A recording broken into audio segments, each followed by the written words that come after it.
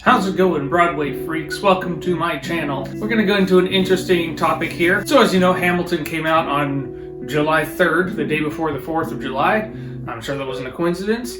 And the musical hadn't been seen by a lot of people, obviously. People acted like they didn't see the bootlegs, and they're like, whoa, this musical's pretty cool. As if we all haven't seen it on bootlegs. Anyway, I'm afraid the theater police are going to come and arrest me for even saying that, but you know, it's kind of true. But anyway, obviously, times have changed a bit in the last 4 years, and there's a lot of talk about how black people have been treated in this country and stuff, and that was something that was brought up when Hamilton came out. So one of the criticisms that it received was that a lot of the characters in Hamilton represent people in history who owned slaves. I'm talking about Alexander Hamilton himself, George Washington, Thomas Jefferson, James Madison. So this faced a lot of criticism from people, both critics and casual viewers, including a criticism from historian Annette Gordon Reed, who said opposing slavery was never at the forefront of Hamilton's agenda. Some people are not okay with the fact that this musical seems to glorify people who own slaves at all. The musical does mention slavery in some sense. James Madison and Alexander Hamilton point out that Thomas Jefferson had slaves in a rap battle in Act 2. And actually, according to a Rolling Stone article in 2016, Lin-Manuel Miranda originally had a rap battle where the three of them talk about how to basically abolish slavery or get rid of slavery, but he knew that those three men in their lives never did anything to really reduce slavery at all, let alone abolish it. So he realized he was being historically inaccurate, and he actually cut the number. Now, some argue that yes, while they did own slaves, we don't remember them because they owned slaves, we remember them because of what they contributed to the country as far as creating the founding documents and stuff like that, and fighting the Revolutionary War and whatnot. We're not glorifying them because they owned slaves. So that's kind of that argument. Now, Leslie Odom Jr., who plays Aaron Burr in the musical,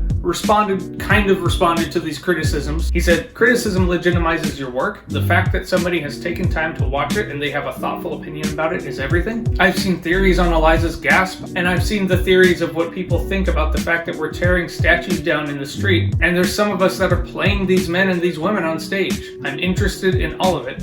I'm learning from all of it. So, I mean, not really giving a specific position on the issue. Now, the tweet that's probably gotten the most media attention is Lin-Manuel Miranda's tweet in response to Tracy Clayton's tweet. Tracy Clayton is the host of a podcast called Another Round. He said, appreciate you so much. All the criticisms are valid. The sheer tonnage of complexities and failings of these people I couldn't get or wrestled with but cut. I took 6 years and fit as much as I could in a 2.5-hour musical. Did my best. It's all fair game. Those last 4 words, it's all fair game, was included in a lot of headlines all over the media, kind of implying that Lin-Manuel Miranda sort of agreed with the criticisms, but really from both of these men who played the leads. If you don't know, Lin-Manuel Miranda wrote the musical and he plays Alexander Hamilton. Neither of them specifically took a position on the criticisms. They didn't say, no, we should honor these people because of what they contributed to the country and to the world overall, or that, no, it's inexcusable that they own slaves. We shouldn't be honoring people from that point of history at all. We didn't really see a particular position on that, but that is pretty much where we are with the story, and I'd like to know what your thoughts are in the comments.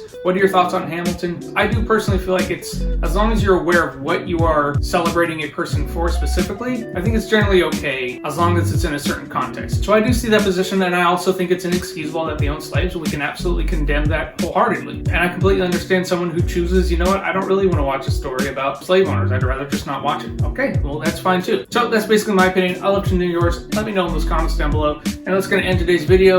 I plan to keep making these videos on Tuesdays and Thursdays. I'm trying to get back into sort of a life routine. The whole month of July was just totally crazy. It was really hard for me to figure out, you know, a pattern. I started working on that, and I'm hoping to get back into the swing of things, into the routine, and hope to keep uploading. So go and click that subscribe button if you want to keep going. Thanks for a lot of you for staying subscribed in that crazy month where I didn't upload videos for a long time. I appreciate you guys. And I hope to give you more content in the future, and I hope to be able to talk in them. That would be nice. So click that subscribe button. With that said, keep loving Broadway.